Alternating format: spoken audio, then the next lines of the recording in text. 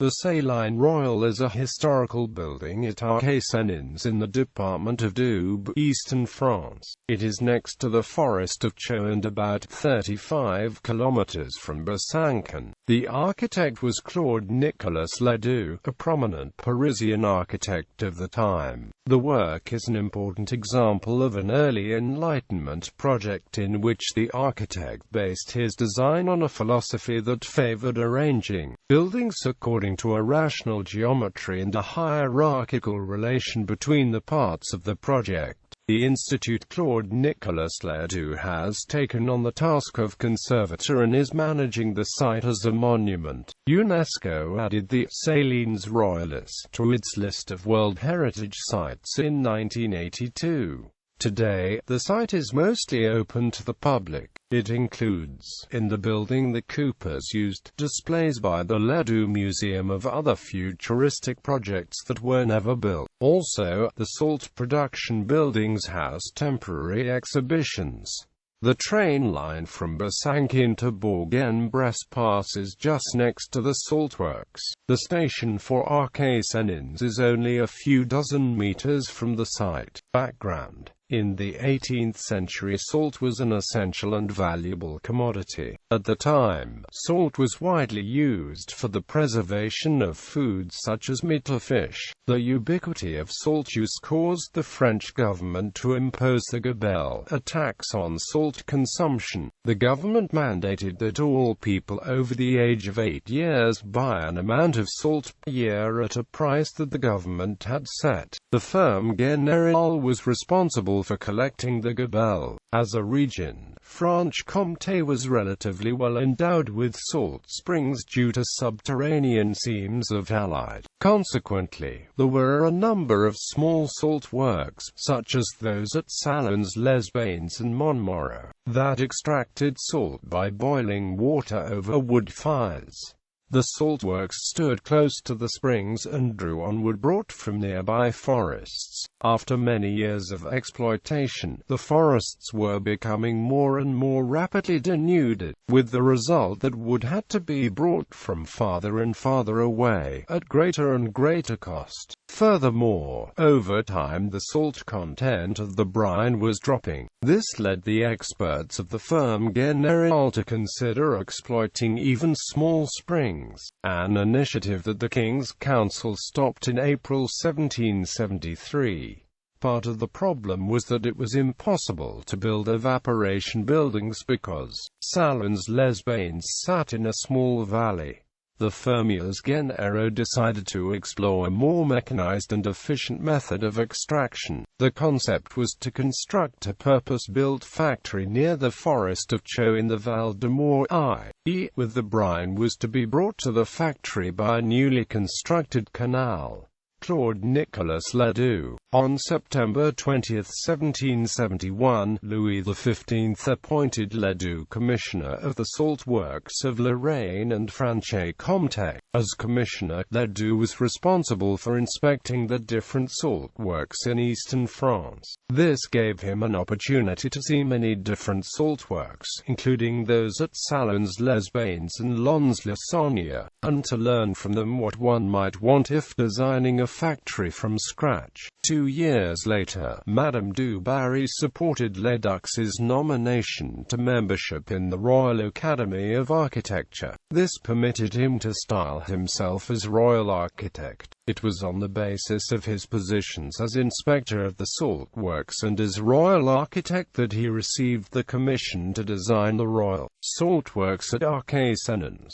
The first plan without even having received any request from the king. Ledoux decided to design a saltworks. The project was something of an abstraction as he had no site in mind. He presented the resulting project in April 1774 to Louis XV. Unconstrained by any practical considerations, the project was ambitious, innovative, and a break with traditional approaches. What Ledoux did was to impose a rigid geometry on the overall design. The buildings were placed around the edges of an immense square, and linked to each other by porticos. No building stood in isolation. To speed connections between buildings, Ledoux introduced covered arcades that linked the midpoints of adjacent sides, forming a square within the square.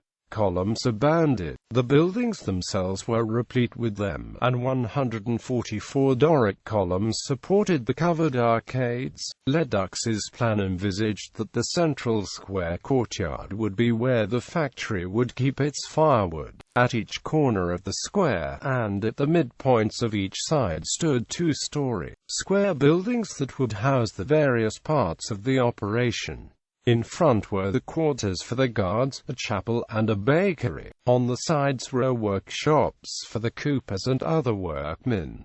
At the base was the factory itself. Gardens were to surround the site to provide the workers with a supplement to their income. Lastly, a wall would surround the entire complex to protect it from theft. It was the project's grandiose vision that blocked its realization. No industrial building of the period was equally imposing. The king rejected the project. He particularly objected to the extensive use of columns, features that he felt were more appropriate for churches and palaces. He also objected to the chapel being relegated to a corner. In his own critical review of the project, Ledoux stated that he had put too much weight on the conventions of a factory to the neglect of symbolic aspects. The result was a flat, uniform design based on bilateral symmetry, rather than one that would have a marked center of gravity. The design also recalled the traditional communal buildings of the time, such as convents, monasteries, hospitals, large farms, and the like. Furthermore, since ancient times, architects had recognized that plans such as Ledoux's were vulnerable to the spread of fire and not very hygienic, with throughout the day some part of the site being in the shade. Lastly, critics pointed out that the project did not take into account their geographic and geological constraints. The second plan, Ledoux designed the semicircular complex to reflect a hierarchical organization of work. The complete plan included the building of an ideal city forming a perfect circle, like that of the sun. Louis XV had signed the edict authorizing the construction of the Saltworks on the 29th of April 1773, and after approval of Ledoux' second design, construction began in 1775. The city was never started, however. All that was completed was the diameter and a semicircle of buildings of the Saltworks. In the second design, the entrance building sits at the midpoint of the semicircle and contains on one side guardrooms and on the other a prison and a forge. Other buildings on the semicircle include on the left, as one faces the entrance, quarters for carpenters and laborers, and on the right, marshals and coopers. At the center of the circle is the house of the director, which has a belvedere on top. A monumental staircase led to a chapel that was destroyed by fire in 1918 following a lightning strike. On either side of the director's house are the Saltworks themselves.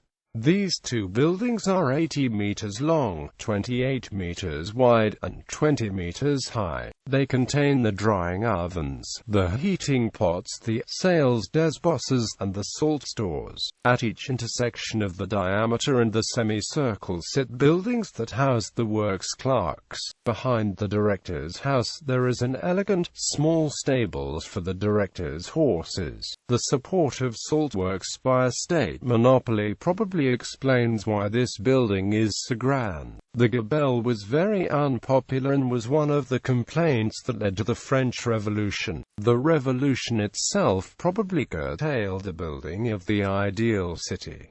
Since the end of salt production, The saltworks produced 40,000 quintals of salt per year at its peak, all of which was exported to Switzerland. All production ceased in 1895 following a lawsuit that the inhabitants of Arc-et-Senans initiated, protesting the pollution of nearby wells. At the same time, the saltworks was having difficulty in the face of competition from sea salt brought by rail. As mentioned above, a lightning bolt in 1918 destroyed the chapel. In April 1926, some of the buildings were dynamited, and many of the trees on the site were cut down. Still, on November 30, 1926, after a review that began in 1923, the Commission for Monuments declared the Central Pavilion and the entryway historical monuments. The Society for the Eastern Saltworks, still the owner of the Arc-et-Senans site, was not pleased with the decision. On 10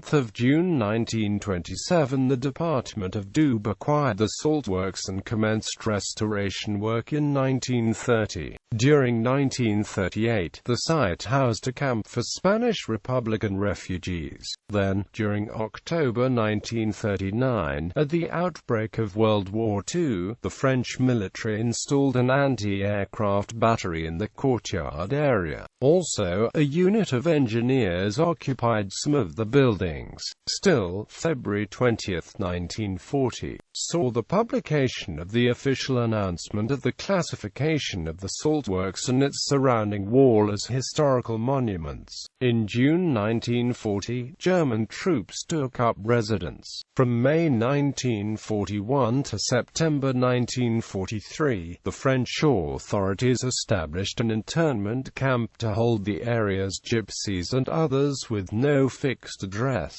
After the war, there was an extensive public campaign by artists, journalists and writers from the region to encourage the authorities to protect the site. In 1965, Marcel Bleuwal used the director's house for the tomb of the commander in his television adaptation of Molière's Don Juan. Since 1973, the Royal Saltworks and the Institute Claude-Nicolas Ledoux have been members of the European Network of Cultural Sites. Then in 1982, UNESCO listed the saltworks as a World Heritage Site. In the new millennium, since June 29, 2009, the saltworks at Salins-les-Bains has been added to the listing for Arc-et-Senans in the World Heritage List. It has been the venue for several cultural events and exhibitions in recent years.